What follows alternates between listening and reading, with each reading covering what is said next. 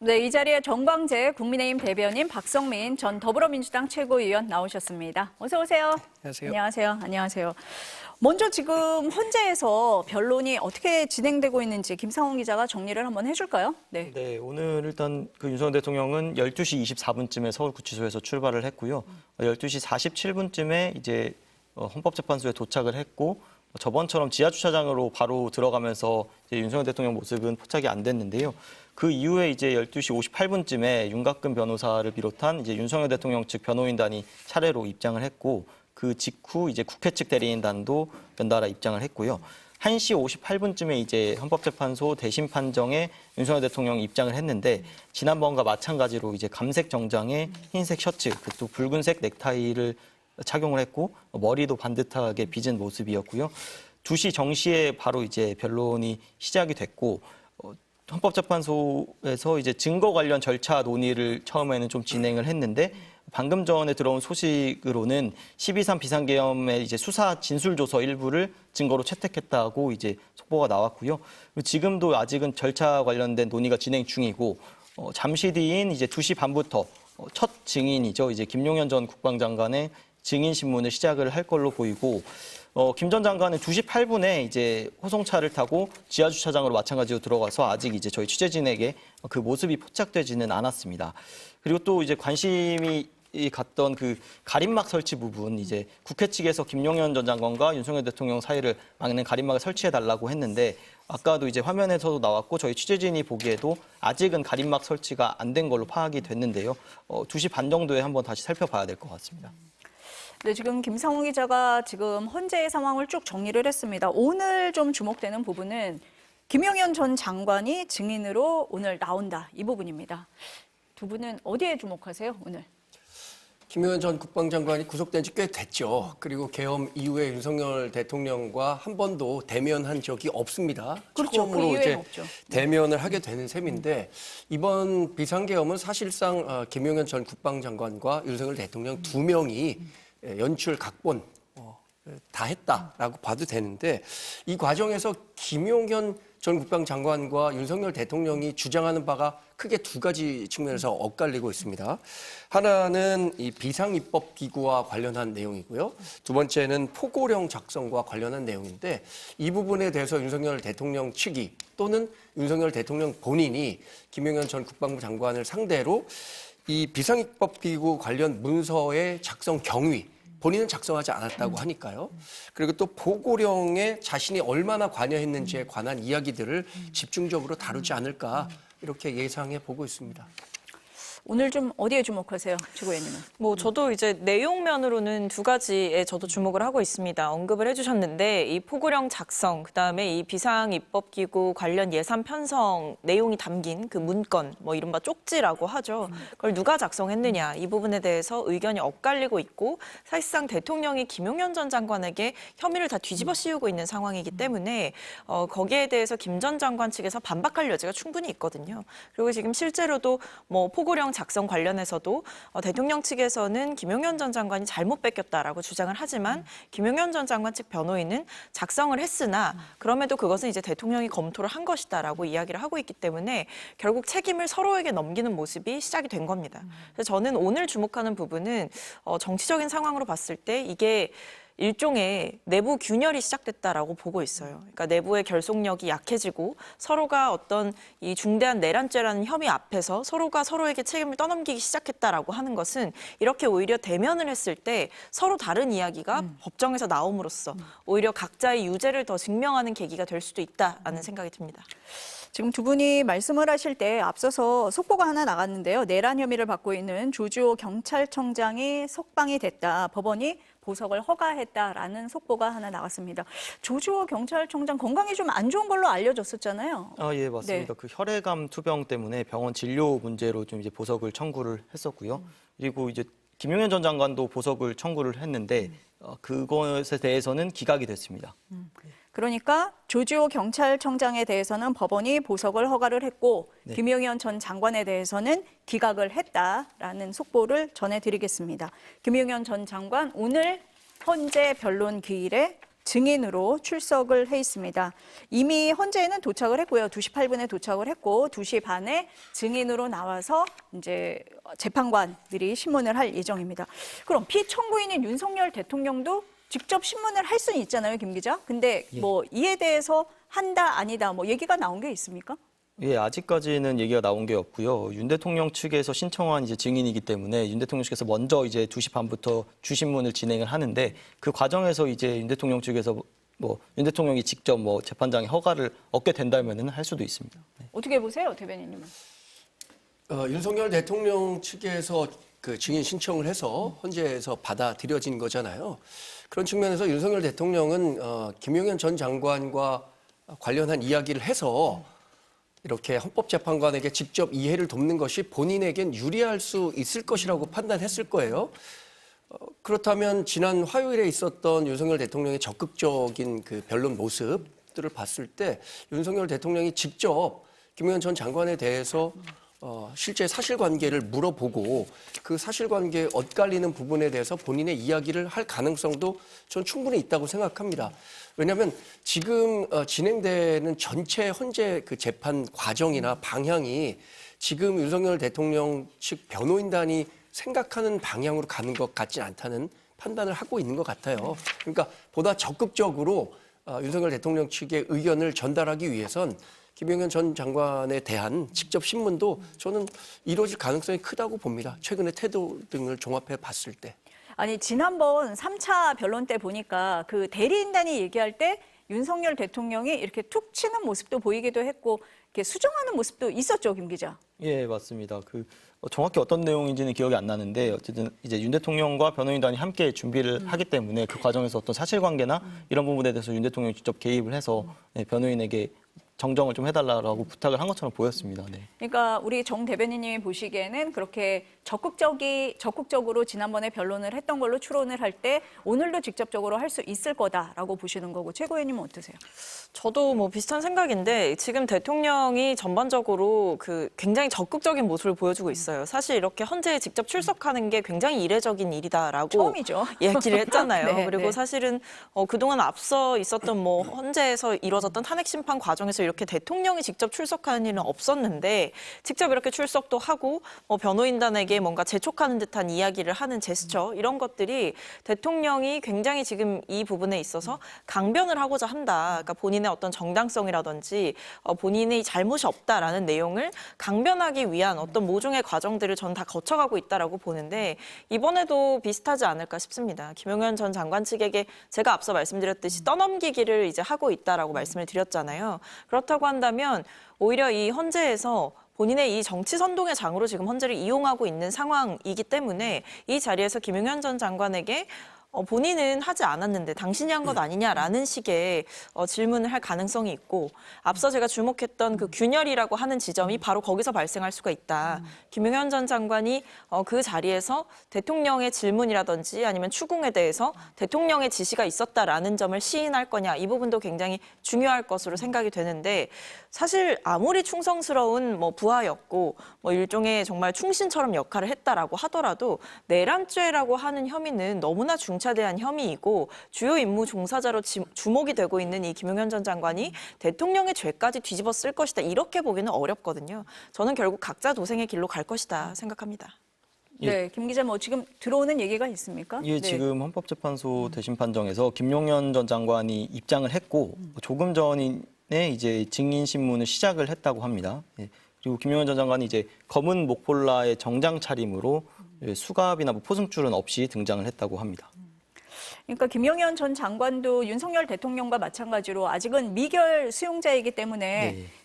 사복 차림으로 입장을 한 것 같고요. 원래 당초에 2시 반부터 네. 증인 신문이 시작이 될 거라고 했는데 조금 일찍 시작이 된 것 같습니다. 예, 그리고 가림막은 없다고 합니다. 네. 그러니까 국회 측에서는 윤 대통령 앞에서 대답하기가 좀 어렵지 않겠냐라고 해서 가림막을 설치를 하거나 아니면 김용현 전 장관이 얘기를 할 때 윤 대통령이 좀 자리를 뜨면 어떻겠느냐라고 제안을 했었는데 헌재에서는 그런 거는 하지 않겠다라고 지금 얘기를 한 것 같습니다. 그런 거죠, 지금? 예, 그렇게 네. 보입니다. 아까 대변인님이 오늘 이제 쟁점은 포고령 1호와 비상 입법기구가 될 것 같다. 이렇게 말씀을 하셨습니다. 포고령 1호 어디에 주목하십니까? 네. 포고령 1호의 그 1호 항목이 이제 국회와 지방의회의 정치적 활동을 전면 금지한다는 내용이잖아요. 이 부분이 위헌적이다라는 그 판단을 받을 수 있는 거냐? 이 부분이겠죠. 그리고 또 하나는 비상입법기구를 만들고 지원해라라는 쪽지를 추상목 지금 권한대행에게 전달했다는 건데 이 부분이 중요할 것 같아요. 국회의 권능을 방해하는 행위. 그러니까 헌법기관인 국회의 권능을 방해하는 것만으로 내란죄가 성사될 수도 있기 때문에 이 부분을 가장 집중적으로 할 것 같아요. 그러니까 1980년에도 전두환 대통령이 당시에 계엄을 했을 때도 국회를 사실상 봉사해서 당시에 국가보위 입법회의라는 임시 입법기구를 만들어서 본인이 대통령으로 선출되기도 했었는데 그런 것과 마찬가지로 현재 국회를 정상적으로 작동하지 못하게 하고 새로운 비상입법기구를 통해서 행정과 입법, 사법 이 부분을 모두 다 독점하려고 했다면 그 부분에 대한 평가는 분명히 헌법재판소에서 이루어질 수 있기 때문에 비상입법기구가 윤석열 대통령 본인의 아이디어였는지 아니면 이 문건 자체는 김용현 전 국방부 장관은 본인이 작성했다고 이야기는 했습니다.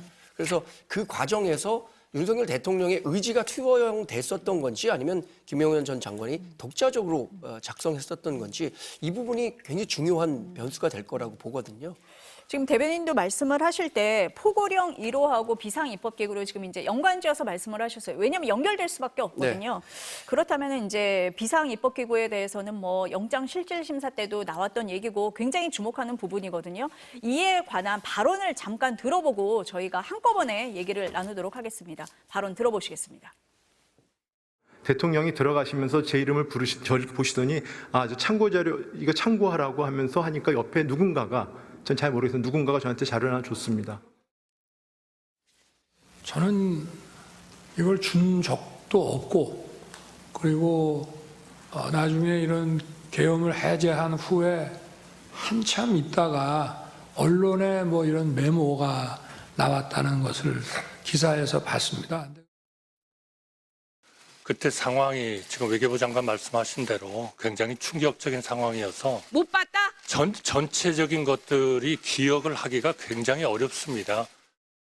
네, 증감법 3조 제1항 형사금법 148조에서 증언하지 않겠습니다. 최고위원님께 먼저 포고령 1호부터 여쭤볼게요. 포고령 1호 같은 경우에 이제 윤석열 대통령 측에서는 그 김용현 전 장관이 잘못 뺏겼다라고 주장을 하고 있는 거고 김용현 전 장관은 내가 작성을 한 건 맞는데 대통령이 검토를 했고 법전도 찾아봤다 이렇게까지 진술을 한 상황이거든요. 네. 그러니까 두 가지를 봐야 되는데 일단 대통령 측에서 거짓말을 하고 있는 게 명백해 보이죠. 뭐 뺏겼다, 잘못 뺏겼다라고 이제 주장을 하는데 그것도 내가 아니라 김용현 전 장관이 잘못 뺏긴 거다라고 남 탓을 하잖아요. 근데 일단 김용현 전 장관이 뭘 보고 뺏겼다는 거죠? 그 부분에 대해서 명확하게 설명을 못 하지 않습니까? 왜냐하면 그 대통령 측에서 얘기하는 뭐 과거의 자료들을 봐도 이번 포고령만큼 위헌적이고 위법한 그 정도 수의 내용은 없거든요. 뭐 과거에 이 전두환 뭐 신군부 뭐 이럴 때도 내용을 보면 뭐 집회, 시위 이런 것들을 통제하는 내용은 있었고 그것을 명분 삼아서 국회를 거의 해산시키는 그런 일들이 있었지만 이번에는 1호 1항에 명확하게 국회, 지방의회, 정치활동, 일체금지 이런 것들이 써 있습니다. 그래서 이게 정말 전례 없는 위헌을 저질렀다 이렇게 보여지는 부분인 거고요. 그리고 하나 더 말씀드리자면 전공의 처단 뭐 이런 얘기는 없지 않습니까? 과거 포고령에. 그렇죠. 그러니까 그것만 봐도 뭐 전공의가 48시간 안에 복귀하지 않으면 처단한다. 이런 내용만 봐도 이게 무슨 과거의 자료를 보고 베꼈다 이렇게 보기는 어려운 거죠. 그리고 저는 이해가 안 되는 게 대통령이 뭐 작성은 김용현 전 장관이 했다라고 치더라도 어쨌든 계엄 선포의 주체는 대통령입니다. 그 권한은 대통령의 고유 권한이에요. 그렇다고 한다면 대통령은 최종적인 책임자가 되는 겁니다. 이 상황에서 김용현 전 장관이 그 포고령을 작성했다고 한들 그것이 대통령의 손과 눈을 거치지 않았으리란 보장이 없고 그리고 결국에는 대통령이 그것을 검토하에 승인을 했다라고 김용현 전 장관 측에서도 대통령의 검토가 있었다라고 얘기를 하고 있는 상황이기 때문에 대통령의 말은 뭐 과거에서 봐도 그렇고 지금 봐도 그렇고 다 거짓말이다라고 생각합니다. 그러니까 여러 법률가들도 얘기를 할 때 누가 작성했느냐가 중요한 건 아니다. 이게 논점을 흐리는 거다. 이렇게 얘기하기도 했습니다. 아까 그 비상입법기구 굉장히 중요하게 지금 보고 있는 거잖아요. 오늘 헌재에서도 이 부분을 많이 들여다볼 것 같아요. 앞서서 이제 천하람 의원이 출연을 했었는데 국회 소추인단이기도 하시거든요. 근데 이 부분을 오늘 좀 보신다 그래요. 김용현 전 장관의 동선을 본다는 거예요. 그러니까 이 쪽지를 건넨 시간에 김용현 전 장관이 그 자리에 있었느냐 이걸 본다는 건데 어제 국회에 나온 김용현 전 장관의 보좌관이 그때 김 전 장관은 합참에 있었고 그 자리에 없었다 이런 얘기도 했었거든요. 이 부분을 좀 볼 것 같아요. 그런데 그거는 일정 부분 좀 양립 가능한 부분이라고 생각합니다. 그러니까 작성은 김용현 전 장관이 했지만 비상입법기구와 관련한 쪽지를 전달한 사람은 최상목 대통령 권한대행은 지금 본인이 누군지 기억하지 못하지만 어떤 실무진으로부터 받았다고 그 진술을 한 바가 있거든요. 맨 처음에는 윤석열 대통령에게 직접 받았다 그랬어요. 최 권한대행이. 그런데 두 번째 나온 국회 진술에서는 윤석열 대통령이 자신의 이름을 불렀고 다른 실무진이 그 쪽지를 줬다고 했기 때문에 그 실무진이 김용현 전 장관은 아닐 거 아닙니까? 그래서 김용현 전 장관이 당시에 다른 장소에 있었고 그 쪽지를 준 사람은 아마 대통령실에 근무하는 지금은 특정되지 않은 어떤 인물일 가능성이 크다고 봐요. 대통령이 직접 전달한 것은 아니고. 근데 저는 이 대통령이 말이 바뀐 부분이 있거든요. 이걸 좀 잘 봐야 된다고 생각합니다. 왜냐하면 대통령이 영장 심사 때 뭐라 그랬냐면 이 쪽지 관련해 가지고 김용현 장관이 썼는지 내가 썼는지 가물가물하다라고 이야기를 했습니다. 근데 이번에 이제 출석해서 헌재에서 뭐라 그랬냐면 쪽지를 준 적도 없고 나중에 계엄을 해제하고 나서 언론에서 봤다라고 하면서 쪽지의 존재 자체를 사실상 전면 부정한 거거든요. 근데 앞에 있었던 발언은 쪽지의 존재는 인정하고 어느 정도 인지하고 있었다라는 걸 보여주는 발언이죠. 다만 작성 주체가 뭐 내가 아니다라는 식으로 일관을 한 것이고, 근데 두 번째 얘기할 때는 쪽지를 준 적도 없고 이거를 언론 보고 알았다라는 식으로 전면 부정하는 것은 사실 대통령의 거짓말이 전 드러나는 대목이라고 생각을 하고, 이걸 뭐 김용현 전 장관이 줬다라는 식으로 얘기를 하고 싶은 것 같아요. 대통령 측에서는. 왜냐하면 나는 그걸 아예 몰랐다라고 말이 바뀌었잖아요. 그리고 그걸 작성할 수 있는 사람은 김용현 전 장관 정도일 거다라고 얘기를 하는 것은 아까 이 포고령 1호 작성자 논란과 비슷하다고 봅니다. 이것도 이제 김용현 전 장관께 떠넘기는 거죠. 그렇기 때문에 김용현 전 장관의 동선이 중요한 겁니다. 대통령이 얘기하는 이 쪽지를 작성하고 건네줄 수 있는 유일한 사람은 사실 김용현 전 장관이라는 건데, 물리적으로 봤을 때 김용현 전 장관이 당시 국무위원들이 모여있던 그 대기실에 있지 않았다라는 거고 합참에 뭐 11시 뭐 10분 정도까지 머물렀다라는 거기 때문에 김용현 전 장관이 작성은 했을지언정 그거를 건네줄 것도 없었고, 심지어는 김용현 전 장관 측에서도 대통령이 이 최 부총리에게 준비를 하라고 준 것이다라고 이 쪽지 관련해서 얘기를 했기 때문에 이거는 대통령이 건네줬다라는 것을 사실 김용현 전 장관 측에서도 인정을 한 바가 있는 거죠. 그래서 이 모든 게 결과적으로 대통령이 지금 실시간 거짓말을 하고 있다 이렇게 보이는 겁니다. 아니 최상목 그 당시 기재부 장관의 국회 발언 아까 저희가 들려드렸는데 거기 보면은 대통령이 제 이름을 부르셨고 그 옆에 있는 누군가가 건네줬다라고 하는 거거든요. 그러니까 대통령이 옆에 있었다라는 얘기가 됩니다. 그러니까 지금 그 아까도 최고위원이 말씀을 하셨지만 뭐 김용현 전 장관이 작성을 했고 김용현 장관이 준 것처럼 얘기하는 것은 최상목 그 권한대행의 이 증언으로 볼 때는 좀 맞지 않는 부분이 있다. 이렇게 말씀을 드려야 될 것 같습니다. 그러니까 이러니까 대통령이 굉장히 좀 비겁하다라는 얘기가 나오는 거예요. 왜냐하면 이렇게 되면 대통령이 이 문건의 이 존재 자체를 전면 부정하게 되면 뭐가 되느냐면 두 가지 시나리오가 나옵니다. 첫 번째, 최상목 대통령 권한대행이 거짓말을 하고 있다. 그리고 누군가 그 문건을 꾸며냈다라는 거고, 두 번째로 김용현 전 장관을 대통령이 언급했잖아요. 이걸 만들 수 있는 사람 정도는 뭐 김용현 국방부 장관밖에 없다라고 얘기를 하면 김용현 전 장관이 다 했다가 되는 거거든요. 그러니까 결국에 본인과 함께 이 정부를 꾸려갔던 이 장관들에게 모든 책임을 다 돌리는 거죠. 그러니까 이게 앞서도 말씀드렸듯이 계엄의 최종적인 선포 권한은 대통령에게 있고 대통령의 지시 없이 어떤 국회를 해체할 것 같은 이런 시도들을 대통령이 승인 없이 했다? 이거는 상상이 불가한 영역입니다. 그렇기 때문에 대통령의 이런 일관된 거짓말로부터 매우 비겁한 태도다라고 지적할 수밖에 없는 거죠. 그런데 그 대통령이 일방적으로 거짓말을 하고 있다 이렇게 단언하기는 어려울 것 같아요. 김용현 전 장관도 본인이 작성했다라고 얘기를 하고 있고 최상목 대통령 권한대행도 대통령이 본인의 이름을 부르고 옆에 있는 실무진이 줬다고 했어요. 그러니까 사실관계는 어느 정도 드러났는데 결국에는 헌법재판소에서 재판관 분들이 이런 일련의 과정이 윤석열 대통령의 승인 없이 그러니까 최종 의사결정권자인 윤석열 대통령의 책임하에서 이루어진 거냐 아니면 그렇지 않은 상태에서 이루어진 것인가에 따라서 헌법재판소 결과가 완전히 달라질 수 있기 때문에 그것을 어떻게 헌법재판관들이 인식하게 될 것인가 이게 관건이라고 봅니다. 오늘 그래서 변론에서도 그 부분을 중점적으로 볼 것 같습니다. 지금 어떻습니까? 예, 지금 말씀드린 대로 2시 26분부터 증인신문이 시작이 됐는데 처음에 일단 뭐 진술 거부권 할 수 있고 뭐 증인 선서 한 다음에 곧바로 그 말씀하신 얘기가 나왔습니다. 그래서 최상목 문건에 대해서 윤석열 대통령 측 그 대리인이 쪽지를 건넨 사실이 있냐 이렇게 물어보니까 김 전 장관이 직접은 못하고 최상목 그 장관이 좀 늦게 왔다. 그래서 제가 만나지 못해서 실무자를 통해서 전했다. 이렇게 얘기를 했고 그리고 또 다시 이제 그럼 누가 작성했냐 이렇게 윤석열 대통령 측 대리인단이 물어보니까 제가 작성했다라고 얘기를 했고 그다음에 내용은 뭐냐 그랬더니 김 전 장관이 뭐 첫째는 예비비 관련이고 문건이 있으면 제가 보면서 얘기를 하겠다 이러면서 지금 문건을 찾고 있다고 하거든요. 지금 오늘 이제 엇갈리는 부분에서 이제 쟁점이었는데 지금 김 전 장관이 윤 대통령이 아닌 본인이 줬다 이렇게 지금 주장을 하고 있는 상황입니다. 그러니까 어제 국회에서 김용현 전 장관의 보좌관은 그 시간에 김용현 장관이 합참에 있었다라고 증언을 했는데 오늘 헌재 변론기일에서 김용현 전 장관은 본인이 작성을 했고 본인이 줬다라고 진술을 했다는 거네요. 예, 지금 그렇게 말을 하고 있다고 합니다. 네. 본인이 직접 줬다고 진술한 게 아니라 다른 사람을 통해서 전달했다고 진술했다는 거잖아요. 지금 김용현 전 장관은 그렇습니까? 본인이 최상목 전 장관에게 직접 줬다는 것이 아니라 시차가 있었기 때문에 다른 사람을 늦게 통해서 왔다. 전달했다 이렇게 확인한 걸로 네, 다시 저는 답변을 이해했습니다. 전달드리면 네. 직접은 못하고 최상목 장관이 좀 늦게 왔다. 그래서 제가 만나지 못해서 실무자를 통해서 전달했다.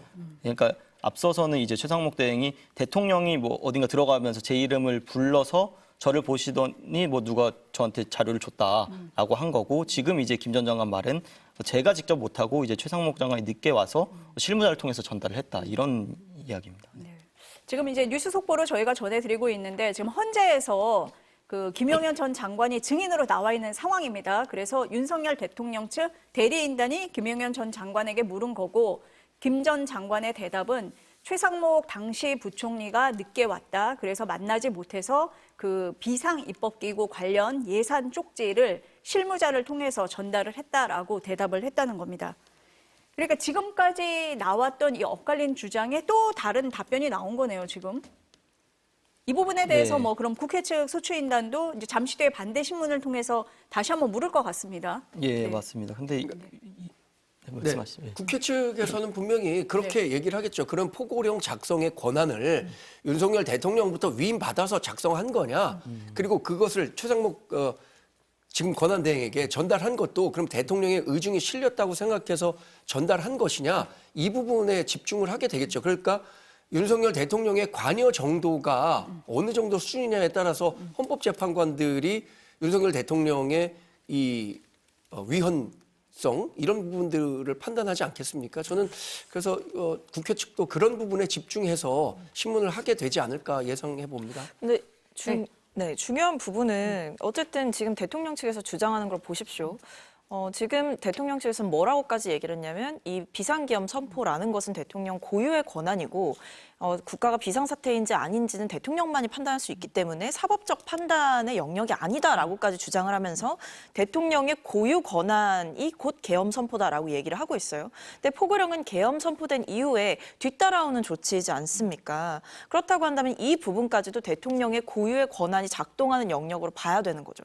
그러니까 이제 와서 갑자기 이 김용현 전 장관이 뭐 꼬리 자르기 하듯이 하는 것은 저는 상식적으로 납득이 잘 되지는 않는다라고 생각합니다. 그러니까 지금 질의한 얘기는 최상목 문건입니다. 포고령 네. 1호가 아니라. 네, 김성훈 네, 기자. 지금 네. 그리고 포고령1호 말씀하신 것도 지금 질문이 바로 했습니다. 윤 대통령 측에서. 그래서 포고령을 과거 걸로 뭐 보고 작성을 한 거냐 이렇게 질문을 했고 김 전 장관이 그렇습니다. 2.26 사태 때 계엄이 됐잖아 이러면서 됐지 않습니까? 이러면서 12.12로 장기화가 됐는데 그 과정에서 포고령 10호 이상 했었지 않냐. 그거를 본인이 참고했다. 이렇게 지금 답변을 했습니다. 근데 사실 이게 어쨌든 포고령도 그렇고 안건도 그렇고 이 대통령이 선포한 그 비상계엄의 구체적인 그림을 말해주는 것들이거든요. 그러니까 국회를 제안하고 의원들을 체포하려고 하고 이 모든 시도의 퍼즐이 사실 여기에 다 집중이 되는 겁니다. 이 안건도 제가 말씀드리는 이 포고령뿐만 아니라 이 안건도 대통령의 그 고유의 권한의 영역에 들어가는 걸로 저는 봐야 된다라고 보는 게 대통령이 주장한 측에 따르면 왜냐하면 여기 내용을 보십시오. 정부 예비비 확보, 국회 예산 완전 차단, 국가 비상 입법 기구 예산 편성. 그러니까 이게 대통령이 그렇게 만약에 본인이 주장했던 바대로 이 계엄 선포는 내 권한이다라고 한다면 이제 와서 책임 공방을 벌이는 게 말이 안 된다는 겁니다. 앞서도 말씀드렸듯이 검토를 했고 대통령이 이 최 부총리에게 지시를 한 것이나 다름없다라는 얘기들이 있기 때문에 결국 이것도 대통령이 승인하고 인지하지 못했다면 결코 나가지 않았을 문건이고 공개되지 않았을 포고령이고 절대 전달되지 않았을 쪽지일 것이다. 이렇게 말씀을 드리는 겁니다. 네. 네, 그리고 추가적으로 또 질문이 이어서 했는데요. 네. 이제 대통령이 윤 대통령 측 대리인단의 질문입니다. 대통령이 어차피 계엄은 하루를 넘길 수 없을 테니까 뭐 합수단 설치 등도 어려울 거니까 포고령은 형식적으로 말한 바가 있지 않느냐 이렇게 김 전 장관한테 물어보니까 하나하나 보고서 드리면 꼼꼼히 보시는데 그렇게 꼼꼼히 안 보시고 훑어 보셨다 뭐 이렇게 지금 얘기를 하거든요. 그러니까 지금 그 포고령에 대해서 원래 기존에 이제 언론에 알려진 이제 검찰 진술로는 법정까지 찾아보고 검토를 윤 대통령이 다 했다 이렇게 좀 얘기를 했었는데 지금 약간 이제 그 뉘앙스가 달라진 것 같습니다. 좀 훑어봤다 이런 식으로 얘기를 하면서 윤 대통령 측 입장을 약간 좀 지지하는 듯한 좀 말을 하고 있는 것 같습니다. 그러니까 오늘 나와서 그동안에 이제 그 김용현 전 장관이 검찰에서 했던 진술과 기존에 나왔던 다른 진술과 배치되는 측면이 있었고 그래서 윤 대통령 측에서 그에 대한 질의를 하고 있는데 지금 김상훈 기자가 얘기한 걸 정리를 해보면 윤 대통령 측의 주장을 일부 지금 김용현 장관이 인정하는 듯한 발언을 하고 있다. 이렇게 해석을 하면 됩니까? 예, 맞습니다. 네. 근데 이게 아무래도 뭐 주신문, 반대신문 이렇게 진행이 되잖아요. 근데 주신문이 어차피 윤 대통령 측이 본인의 어떤 입장을 더 근거를 쌓기 위해서 질문을 하는 거기 때문에 또 반대신문 하면서 또 답변이 어떻게 달라질지도 지켜보긴 해야 됩니다. 네. 지금 김 기자가 얘기를 한 것처럼 2시 한 26분부터 김용현 전 장관에 대한 증인 신문이 이루어지고 있는데 지금은 주신문 그러니까 김용현 전 장관은 윤석열 대통령 측 증인이기 때문에 이쪽에서 먼저 지금 신문을 네. 하고 있는 거고 네. 30분 동안 신문을 하게 되죠. 네. 그리고 그 이후에 국회 측에서 30분 동안 또 반대 신문을 하게 됩니다. 그때 또 어떤 대답이 나오는지 좀 지켜봐야 양쪽의 얘기를 예, 다 맞습니다. 종합해서 살펴볼 수가 있다. 이런 얘기인 것 같습니다. 근데 지금 보니까 지금 이제 최고위원님 말씀하신 것처럼 뭐 쪽지가 됐건 포고령 1호가 됐건 지금 이제 일단 작성자는 김용현 전 장관이다. 이렇게 얘기를 하고 있는데 그럼 비상계엄을 선포하는 게 김용현 전 장관이 임의로 할 수 있는 거냐 이런 말씀이신 거잖아요. 그러니까 네. 그러니까 이게 지금 뭐 작성을 김용현 전 장관이 했든 누가 했든 이게 과연 대통령의 지시 없이 이루어질 수 있는 일이냐라는 근본적인 질문을 드리는 겁니다. 대통령은 거기에 대해서 답변을 해야 되는 겁니다. 몰랐다, 나는 몰랐다, 못 봤다, 나중에 알았다, 김용현 전 장관이 썼다 이렇게 할 게 아니고 이게 대통령의 어떤 지시가 있었으며 어떤 과정을 통해서 이게 작성이 되었는지를 밝혀가는 과정이 지금 상황에서는 중요한 거고 계엄 선포라고 하는 게 어쨌든 대통령이 하는 거지 않습니까? 대통령이 선포한 거고요. 포고령도 대통령 밑에서 사실은 이제 다 나가는 거죠. 그러니까 이게 대통령을 패싱하고 계엄 선포도 뭐 누군가에 의해서 대통령이 그냥 뭐 지시를 받아서 마치 허수아비처럼 했다 이렇게 볼 수도 없는 상황이고 이 모든 상황의 총 책임자 그러니까 모든 승인권을 갖고 있었던 것은 대통령인 것이 자명하기 때문에 이 상황에서 김용현 전 장관이 아무리 뭐 대통령 측과 저는 개인적으로 말을 맞췄다고 생각합니다만 이런 식으로 말을 맞춰서 마치 대통령의 책임이 경감되는 듯한 이런 식의 발언을 하는 것은 부적절하고 상식적으로도 납득이 잘 되지 않는다라는 말씀 드리겠습니다. 김 기자 어떻습니까? 예. 지금 뭐 더 나오는 게 있습니까? 지금 계속 네. 이제 주신문이 진행되고 있어서 그 이제 저희 취재진들이 이제 작성한 이제 워딩이 올라오고 있는데 네. 이게 정확하진 않을 수 있지만 이제 지금 올라온 거를 보면요. 또 이제 질문이 이제 군 투입한 것 관련돼서 질문인 것 같습니다. 그래서 이제 윤 대통령 측에서 군을 최소화해라. 무력 충돌이 문제가 될 수 있으니 실탄은 사용하지 말라. 그리고 병력 계엄 선포 후에 이제 투입을 하라고 지시를 했지 이렇게 했지 않느냐라고 물어보니까 이제 김 전 장관이 맞다라고 했고요. 그리고 그 증인은 그러니까 김 전 장관은 6만 명을 동원을 하라고 했는데 대통령이 이제 경고 차원이니까 소수만 동원하라고 하지 않았느냐 하니까 이제 그 부분에 대해서 예라고 했고 이제 또 이어서 이제 250명 정도만 하고 대통령이 250명 정도만 하고 간부들로만 편성된 부대를 투입하라고 했지 않느냐 하니까 역시 예라고 했고요. 그리고 이제 김 전 장관이 이제 계엄이냐고 말하니까 이제 대통령은 이번 계엄은 과거 비상계엄과는 다르게 하고 싶다면서 야당과 반국가 세력의 경종을 울리기 위한 차원이니 최소 병력으로 하라고 했지 않느냐라고 질문을 하니까 김 전 장관이 예라고 하면서 제 생각엔 다르지만 대통령 지시라서 그렇게 준비를 했다. 과거 계엄 때는 1군단이나 7군단 병력이 주였는데 과거 사례는 그랬는데 이제 그 병력이 주로 들어오고 수방사나 특전사는 보조인데 이제 주력을 다 빼고 초기 병력 그것도 간부만 하라고 하니까 내가 할 수 있겠냐라는 의문이 들어서 그런 말도 드렸다라고 했습니다. 그러니까 이제 대통령 측에서는 저번 기일에도 그렇고 질서 유지를 위해 최소 병력만 투입을 했다 이렇게 계속 주장을 했는데 역시 마찬가지로 그런 질문을 하니까 김 전 장관이 본인은 오히려 더 투입을 하고 싶었는데 대통령이 더 줄이라고 했다는 식으로 지금 대답을 하고 있습니다. 그런데 제가 이 대답을 들으니까 조금 의아한 부분이 뭐냐면 저희가 그날 12.3 비상계엄 당시 상황을 생중계로 다 보지 않았습니까? 그런데 그때 소수의 병력만 투입이 됐다라는 말을 납득하기가 저는 일단 좀 어렵습니다. 예, 그날 상황을 다 봤기 때문에요.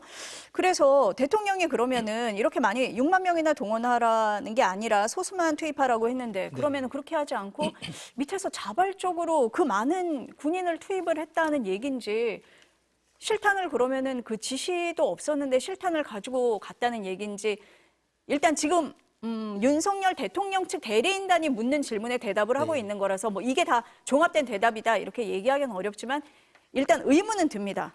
어떻게 들으셨습니까, 대변인님?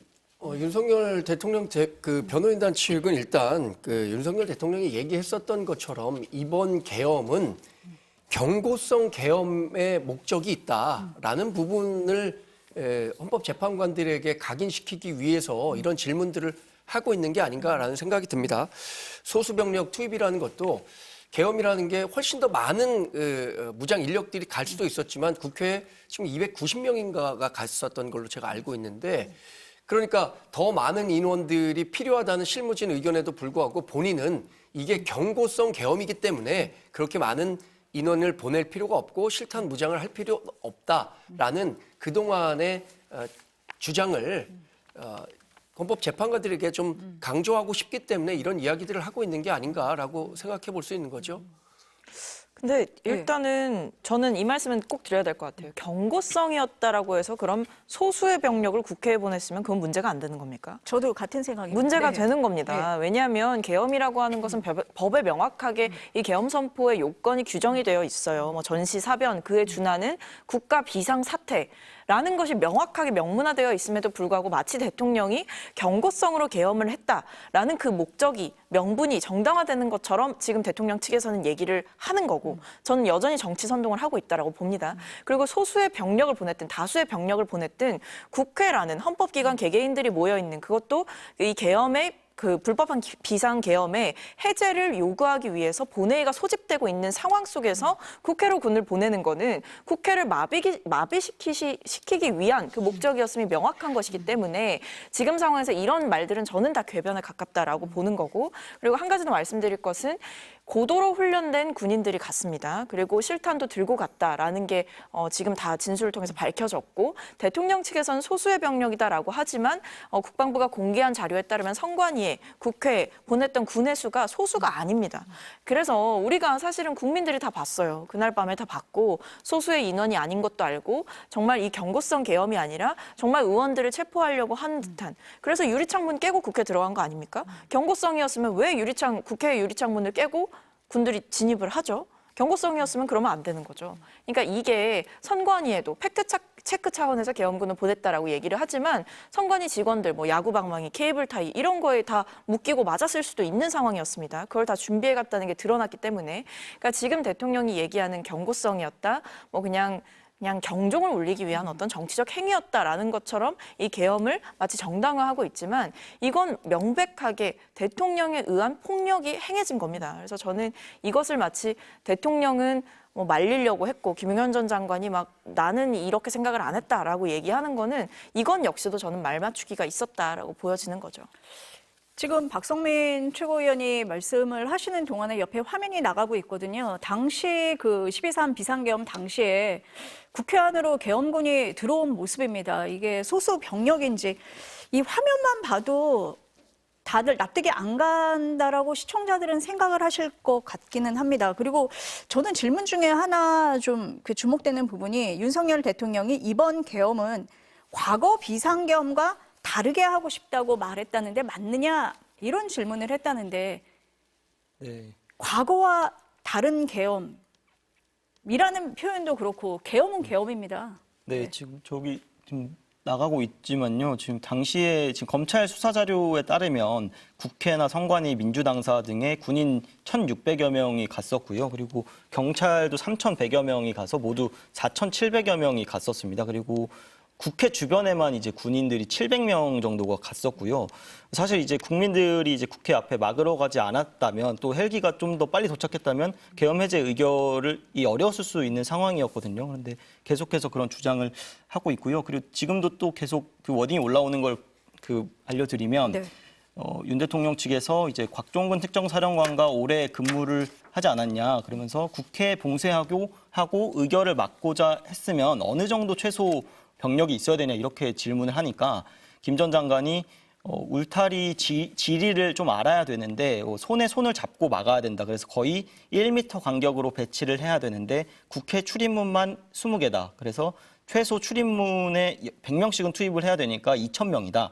그러니까 울타리 봉쇄만 해도 5,000명은 있어야 된다. 그리고 뭐 국회 내부 회의실이 있는 뭐 본청이나 의원회관 등 건물을 봉쇄하려면 2,000~3,000 명이 더 있어야 된다. 그래서 다 봉쇄를 하려면 사실은 7,000~8,000 명이 있어야 가능한다고 본다. 이렇게 지금 답변을 했는데요.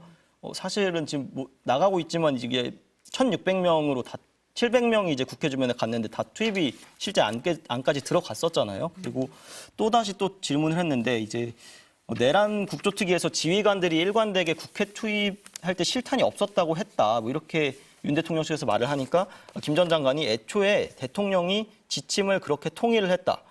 그래서 자꾸 이게 헷갈리는 게 군부대가 출동을 하면 개인 화기와 실탄 휴대가 기본이다. 근데 방법이 두 가지인데 뭐 실탄 휴대는 개인 지급을 해서 휴대하는 방안이 있고 대대급에서 통합 보관하고 있다가 필요할 때 지급하는 방법이 있고 이번에는 개인 지급이 아니라 통합 보관이 됐다. 그런데 그 언론에서 왜 실탄을 가져갔냐 안 가져갔냐 하는데 통합 보관을 했다는 거다. 이렇게 답을 하니까 그러면 개인 휴대한 바는 없다는 거냐 그랬더니 그렇습니다. 이렇게 답을 했습니다. 지금 이제 대답을 들어보면은 지금의 답은 그러니까 국회의원들이 국회 안으로 그러니까 비상계엄 해제를 위해서 안으로 들어가는 걸 막을 의도가 없었다라는 취지의 진술을 하고 있는 것 같습니다. 네, 맞습니다. 그런데 그날 당일 상황을 아시지 않습니까, 대변인? 네. 뭐 윤석열 대통령 네. 변호인단 측에서는 본인들에게 유리한 이야기들을 계속 할 수밖에 없는 거겠죠. 아까 그 군 병력 투입과 관련해서도 네. 검찰 기소 사실과 지금 윤석열 대통령 측에서 얘기하는 투입 규모가 달라요. 윤석열 대통령 측은 국회에는 280명, 또 선관위엔 290여 명밖에는 투입이 안 됐다. 그러니까 소수라는 이 워딩 자체가 280명에 대해서 어떤 사람들은 그게 소수가 아니다라고 판단할 수 있는 거고 윤석열 대통령이나 김용현 전 장관은 더 많은 인원을 투입할 수 있었음에도 불구하고 이게 경고성 계엄이기 때문에 280명밖에는 국회 안쪽으로 보내지 않았다라는 이야기들을 하고 있는 거고요. 저는 결국에는 지금은 주신문 과정에서 윤석열 대통령 측이 하고 싶은 이야기들을 중심으로 풀어가고 있다. 그래서 뭐 결국엔 반대신문 국회 측에서 하겠지만 이 이야기들을 종합해서 헌법재판관 분들이 종합적인 판단을 하는 거잖아요. 그 맞습니다. 결과를 네. 기다리는 수밖에 없다고 생각합니다. 네. 그러니까 이게 네. 지금 대통령이 그런 얘기했잖아요. 2시간짜리 내란이 어디 있느냐, 뭐 이런 주장을 했는데 뭐 그런 주장과 이제 별반 다를 바 없는 논지를 펼쳐가는 것 같습니다. 그러니까 그때도 이제 대통령이 그런 주장이 비판을 받았던 이유는 2시간짜리로 대통령이 계획을 했기 때문에 2시간 안에 끝난 게 아니고 국회를 봉쇄하려고 하고 의원들을 체포하려고 했던 시도가 있었음에도 불구하고 그 현장에서 어떤 군인들이 사실상 이 위법한 명령에 따라서는 안 된다라는 일종의 동요가 있었던 거, 그리고 의원들이 신속하게 국회로 모여서 계엄 해제 요구안을 의결했기 때문에 2시간 안에 끝난 겁니다. 그러니까 이게 마치 대통령이 이렇게 뭐 폭력적인 사태를 뭐 만들려고 하지 않았고 미리 마치 사전에 이 조기 종결, 계엄의 조기 종결을 계획한 것처럼 얘기를 하지만 대통령에 의해서 끝난 게 아닙니다. 이거는 이 국회의원들이 신속하게 국회로 모여서 그리고 그때 당시에 국회에 있었던 뭐 보좌진, 당직자 그리고 일반 시민들 이런 분들이 이 군과 직접적으로 대치하면서 의원들이 무사히 본회의장으로 들어갈 수 있게 해줬기 때문에 이거는 2시간 안에 끝이 난 겁니다. 그러니까 마치 이것을 대통령이 내가 2시간짜리를 계획했고 그렇기 때문에 이거는 어떤 뭐 의원들 체포하려는 의도도 없었고 뭐 이랬다 이런 식으로 그러니까 위협적이지 않은 계엄이었다라는 주장을 하고 싶은 것 같은데 국회로 군을 보낸 것 자체가 이미 위협이고 국회의 권한을 그리고 이 권한 행사를 막으려고 했던 위법한 행위였다라는 점을 말씀드리겠습니다. 그러니까 최고위원님이 지금 말씀을 하실 때 2시간짜리 내란이 어딨냐 뭐 이런 얘기를 했다고 하는데 그 윤석열 대통령 측 대리인단이 2차 변론을 할 때 제출한 답변서를 보면요. 계엄이 며칠 더 갈 줄 알았다 이렇게 또 답변을 하거든요. 이게 엇갈린 얘기를 하고 있습니다. 네, 김 기자 뭐 네, 추가로 맞습니다. 더 들어온 게 어떤 겁니까? 네, 추가로 지금 네. 계속 비슷한 질문과 답변을 하고 있는데 좀 눈에 띄는 거는 이제 대통령이 계엄 해제를 막을 수가 없으니까 이제 국회 출입을 통제하지 말라고 했고 본인도 이 지시를 예하부대에 전파를 했냐라고 물었더니 김 전 장관이 대통령이 그러니까 12월 3일 0시경이죠. 그때 전화를 주셔서 의원들 막지 말라고 했다. 그래서 이 지시를 받고 특전사령관한테 전화를 해서 상황이 어떤지 파악을 했더니 이제 의원들 들어오는 통로는 질서가 유지된 상태에서 출입이 통제나 차단이 안 돼 있는 상황이다. 그래서 추가로 지시할 필요가 없었다. 뭐 이런 주장을 했고 또 윤 대통령 측에서 한 명씩 들쳐업고 나오라고 이제 공소장에 써 있다. 검찰 공소장에 써 있는데 대통령이 이제 김 전 장관 본인한테 출입 통제하지 말라고 했는데 이진우 사령관의 공소장이 그럼 사실이 아니지 않냐 이렇게 물었더니 김 전 장관이 이해가 안 간다. 왜냐하면 0시쯤에 의원 차단을 하지 말라고 대통령이 했는데 불과 20-30분 만에 반대되는 얘기를 했다는 게 그런 지시 그런 내용이 이해가 안 간다. 그러니까 공소장이 거짓이다. 뭐 이런 식으로 지금 이야기를 하고 있습니다. 근데 저는 이제 진짜 물어보고 싶은 게 제가 그 자리에 있었으면 아마 물어봤을 것 같습니다. 그러니까 의원 출입 차단을 하지 말라라고 할 게 아니고 정상적인 대통령이라고 한다면 군을 당장 철수시켜라라고 해야 되는 거 아닙니까? 애초에 뭐 계엄 선포를 하면 안 됐던 거고 지금 상황에서 뭐 의원들 출입을 허가해줬다라는 게 지금 상황에서 무슨 의미가 있죠? 지금 나오는 얘기들은 단순히 뭐 한 명의 사령관의 얘기가 아니고 뭐 곽종근 전 특전사령관도 의원 체포 구금 지시가 사실이다라고 이번에 뭐 내란국 조 청문회에서 이야기를 했고 심지어 홍장원 전 국가정보원 1차장은 저녁 10시 53분이라고 시간까지 얘기하면서 대통령이 자신에게 주요 정치인들을 싹 잡아들여라라고 얘기를 했다라고 얘기를 한 이런 진술들이 다 대통령을 향해 가고 있는데 이 상황에서 김용현 전 장관과 대통령만이 우리는 다 뭐 출입도 하라고 했고 질서 유지, 뭐 인명 피해 뭐 이런 부분 신경 썼다라고 얘기하는데 그게 무슨 소용이겠습니까? 근데 이제 검찰 공소장을 근거로 얘기를 하잖아요. 언론 보도도 검찰 공소장을 근거로 당시에 뭐 의원들을 끌어내라는 지시가 있었다, 체포 명령이 있었다 이렇게 얘기를 하고 있는데 공소장도 이 수사를 받은 사람들의 진술을 근거로 작성이 되는 거고 그렇다면 그 상대방의 입장에서도 들어봐야 할 필요가 있기 때문에 윤석열 대통령은 내가 그런 발언을 한 적이 없다라고 얘기를 하고 있는 거잖아요. 그래서 뭐 헌법재판이나 아니면 사법부의 재판 과정이 필요한 겁니다. 양측의 의견이 다르니까 그 양측의 의견을 모두 들어본 후에 어떤 말이 더 진실에 가까운가 이것을 그 사법부가 판단하는 거니까 그 결과를 기다려야지. 지금 윤석열 대통령이 일방적으로 거짓말하고 있다. 이거 공소장에 드러난 사실이 일부 사실이 아닌 부분이 있을 수도 있기 때문에 그렇게 단언하는 것은 어렵다고 봅니다. 네, 네, 지금 또 지금 막 주신문이 끝났는데 제일 마지막에 이제 질문이 뭐였냐면요. 이제 곽종군 사령관은 계엄 이후에 그 김병주 의원 그 TV에 나가서 인터뷰를 했지 않습니까? 그때 이제 의원들을 끌어내라고 한 게 맞냐는 질문에 이제 그렇다고 했었잖아요. 근데 김 전 장관이 이제 곽 사령관한테 보고 듣고서 사상자가 생길 수 있다고 판단해서 의원이 아니라 요원을 끌어내라고 한 거를 김병주 의원이 의원이라고 이제 한 거지라고 하니까 김 전 장관이 맞습니다라고 했다고 지금 뭐 의원 요원 이걸 잘못 뭐 들었다 말했다라고 지금 이야기를 한 것 같고요. 조금 이제 이해는 잘 되지 않는데 근데 그 이후에 지금 반대 신문이 지금 시작이 됐는데 네. 국회 측 질문은 거부하겠다라고 해서 지금 진술을 안 하고 있는 걸로 보입니다. 네.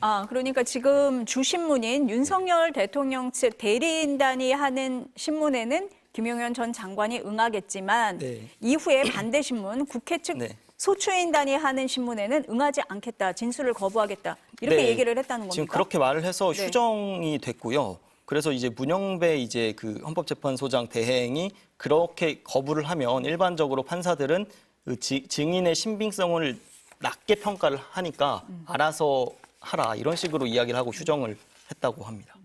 지금 뉴스 속보에도 나오고 있는데 김용현 전 장관이 헌재 지금 증인으로 출석을 해 있는데 국회 측 소추인단의 증인 신문은 거부하겠다라고 얘기를 했고 문영배 헌재 소장이 그럴 경우에 불리하게 작용할 수 있다라고 얘기를 했는데도 예. 거부를 하겠다라고 대답을 한 상황인 겁니까? 예, 맞습니다. 네. 그러니까 이제 그러면 이제 우리 재판관들이 사실은 앞서 했던 그 주신문의 증인의 신빙성 그 증언의 신빙성에 대해서 낮게 평가할 수밖에 없다는 거를 이제 경고를 했지만 그럼에도 이제 말을 하지 않고 있습니다. 그래서 휴정이 됐습니다. 대변인님이 아까 말씀을 하실 때 주신문, 반대신문 다 들어보고 종합해서 판단을 할 거다 이렇게 말씀을 하셨었잖아요. 지금 이 상황은 어떻게 봐야 될까요? 네. 글쎄 저도 김용현 전 장관이 반대 신문에 응하지 않을 거라고는 생각 못 했는데 응하지 않는다고 하고 또 일반적으로 그렇게 반대 신문에 응하지 않는 경우에는 재판상에 불이익이 있을 수 있다라는 것을 고지했음에도 불구하고 진술을 거부하겠다고 하는 것은 저로서는 쉽게 이해하기는 어렵지만 그래도 그게 재판 과정에서 본인에겐 유리하다고 판단했기 때문에 택한 방법이 아닐까 생각하고 있습니다. 그러나 그 문영배 그 헌법재판소 권한 대행이 얘기하는 것처럼 일반적인 과정에서 그 증인이 답변을 자기에게 유리한 것만 답변하고 불리한 부분에 대해서는 답변하지 않는다고 한다면 그 유리한 것에 대해서 답변한 것에 대해서도 신빙성을 인정하기 어렵다라고 주의를 주고 있는 걸 보면 글쎄 뭐 이게 그 재판 과정에서 김용현 전 장관에게 얼마나 유리하게 작동할지는 의문으로 보고 있습니다. 조금 살펴봐야 될 것 같다. 최고위님은 어떻게 보십니까? 일단 좀 화가 많이 납니다. 그러니까 대통령도 지금 뭐 정당한 사법 질서를 흔들고 있고 뭐 영장 발부한 판사 뭐 징계해라 또는 뭐 지금 뭐 공수처의 수사도 다 불법이다 위법이다 이렇게 얘기하면서 어떤 사법 질서의 근간을 흔들고 있는데 지금 김용현 전 장관이 하는 행태를 봐도 사실은 이 앞에 신문에 응했다라고 한다면 그 뒤에 신문에도 응하는 게 당연한 절차인 것이죠. 근데 왜 앞에서는 이 대통령 측에게 유리한 그런 발언들을 쏟아내놓고 기다렸다는 듯이 다 얘기를 해놓고 이제 또 다른 반대 신문이 시작될 때는 갑자기 이제 얘기를 하지 않겠다라고 하는 것은 사법부 앞에서도 할 행동이 아닐 뿐만 아니라 정말 어떻게 보면 지금 본인의 양심과 책임이 조금이라도 남아있다면 이 진상규명 과정에 본인이 할 얘기는 해야 되는 거거든요. 지금 그것까지도 안 하겠다라는 것은 끝까지 이제 대통령을 위해서 가겠다 이런 입장인 걸로 보여요. 근데 저는 이게 이 재판관의 말을 우리가 좀 새겨들어야 되는 게 이게 신빙성을 언급하지 않았습니까? 이렇게 이 진술을 하지 않는다, 증언을 하지 않는다라고 하면 이게 신빙성이 저해될 수 있다라는 것은 사실상 앞에 그러니까 대통령 측에 유리하라고 일부러 김용현 전 장관이 한 얘기들이 이 재판에서는 그 효력을 인정받지 못할 수가 있는 거죠. 저는 헌법재판관들이 굉장히 종합적으로 판단하실 거라고 봅니다. 그래서 대통령 측과의 말맞추기도 충분히 정치권에서는 의심을 할 것이고 김용현 전 장관의 이런 불성실하고 책임감 없는 태도 그리고 위법한 이런 어떤 조치들을 행해놓고도 일말의 책임감도 느끼지 않으면서 진상규명을 방해하는 이런 태도는 저는 결국 대통령 측에게는 마이너스가 될 거다. 그래서 저는 악수를 두고 있다고 봅니다. 여기 그 신문할 때 질문 내용 중에 국회의원들을 끌어내라 이 부분도 있었어요. 이 얘기를 할 때 곽종근 전 사단장 얘기를 하면서 질문을 했는데 이 곽종근 전 특전사령관 어제 국회에 출석을 했거든요. 국회에서 윤 대통령의 체포 지시는 분명한 사실이다 이렇게 증언을 했습니다. 그리고 다들 홍장원 전 국정원 1차장의 증언 어제 다 뭐 인상 깊게 들었다 이렇게 말씀하신 분들이 많은데 최고위원님이 말씀하신 것처럼 대통령으로부터 전화를 받은 시간까지 공개를 했거든요. 그러면은 국회에 나와서 이렇게 한 얘기와 오늘 김용현 전 장관이 헌재에 나와서 윤석열 대통령 측 대리인단의 신문에만 응하고 반대 신문에는 응하지 않는 상황을 아마 대변인이 말씀하신 것처럼 헌법재판관들이 판단을 하시겠죠. 이런 부분에 대해서. 그렇죠. 결국에는 헌법재판관분들이 각각의 주장에 대해서 그 주장하는 바가 얼마나 믿을 수 있는가라는 부분을 평가하지 않겠습니까? 어제 홍장원 전 국정원 1차장 같은 경우에는 시간대별로 본인이 어떤 전화를 받았고 어떤 내용으로 했고 뭐 메모도 했다는 거 아니에요? 14명의 체포자 명단. 이 부분을 이제 수사 과정에서 충분히 설명을 했는데 그럼 홍장원 전 국정원 1차장이 이 부분을 임의로 왜곡해서 이야기를 했을 가능성이 얼마나 될 것이냐? 아니면 윤석열 대통령 측에서 얘기하는 것이 본인의 유불리에 따라서 각색을 한 것이냐라는 것에 대해서 종합적인 판단을 하는 것이기 때문에 저는 어차피 재판이라는 것은 각각이 유리한 바를 설명을 해서 재판관을 설득시키는 과정이라고 보기 때문에 이 재판 과정을 지켜보는 수밖에 제가 뭐 따로 드릴 말씀이 더 이상 없을 것 같습니다. 네. 윤석열 대통령 측에서는 본인이 생각하고 있는 바, 그러니까 계엄은 경고성 계엄이었고 이게 2시간밖에 진행되지 않는 계엄 어딨냐라고 했던 것처럼 계엄을 오랫동안 지속시킬 생각이 없었다는 점, 이런 점들을 고려해서 이것이 국헌문란의 내란, 또 계엄은 정당한 것이었다, 이런 부분들을 강조하기 위한 발언이었다고 종합해 볼 수 있겠습니다. 어떻게 평가하시겠어요? 네. 김용현 전 장관이 대통령 맞춤형 진술 제조기가 된 거죠. 그러니까 저는 그렇게 봅니다. 왜냐하면 이 지금까지 앞에서 나왔던 질문들 그리고 거기에 대한 답변들은 하나같이 다 대통령의 책임을 마치 경감시키려는 듯한 발언들이었어요. 뭐 질서 유지를 위해서. 그리고 뭐 대통령은 내가 생각한 것보다 더 적은 병력을 투입하라고 했다. 이런 식의 얘기는 마치 대통령은 그 정도까지 나쁜 짓을 한 사람은 아니다라는 식의 이야기로 일관한 걸로 보거든요. 근데 지금 상황에서 이걸 보시는 국민들은 얼마나 참담하실까라는 생각이 있습니다. 김용현 전 장관이 그래도 국방부 장관이었지 않습니까? 근데 이 상황에서도 여전히 대통령을 위한 충성에만 이렇게 집중하면서 진상규명을 방해하는 이런 행태는 정말 저는 헌법재판관들이 엄중하게 심판을 해주실 것을 요구를 하고, 아무리 앞에서 유리한 증언들을 쏟아냈다 하더라도 저는 그거 정치선동 이상도 이하도 아닐 거라고 봅니다. 그러니까 대통령이 지금 헌법재판소를 마치 본인의 정치 무대로 삼고 있고 거기에 등장하는 이 조연들을 본인을 위한 조연들로 쓰고 있다는 거, 본인을 위한 방패막이로 이런 장관들부터 시작해서 여러 사람들을 그리고 지지자들을 이렇게 선동하고 있다는 거, 저는 굉장히 문제적 행태라고 보고요. 헌법재판소에서 엄중하게 판단하실 거라고 생각합니다. 검찰이 김용현 전 장관을 구속 기소하면서 공소장을 공개를 했었죠. 당시에 대통령이라는 얘기가 더 많이 나왔었고, 그래서 이것은 사실상 뭐 윤석열 대통령에 대한 공소장이 아니냐 이런 얘기까지 나왔는데, 오늘 김용현 전 장관이 헌재에 나와서 한 얘기는 이 공소장을 좀 뒤집는 그런 발언들을 지금 했습니다. 물론 윤석열 대통령 측 대리인단의 신문에만 응한 거기 때문에 저희가 뭐 이걸로 다 정리가 됐다라고 말씀드리기는 어려운 부분은 있을 것 같습니다. 이후의 변론 상황을 조금 더 지켜보도록 하겠습니다. 두 분 말씀은 오늘 여기까지 들어야 될 것 같습니다. 감사합니다.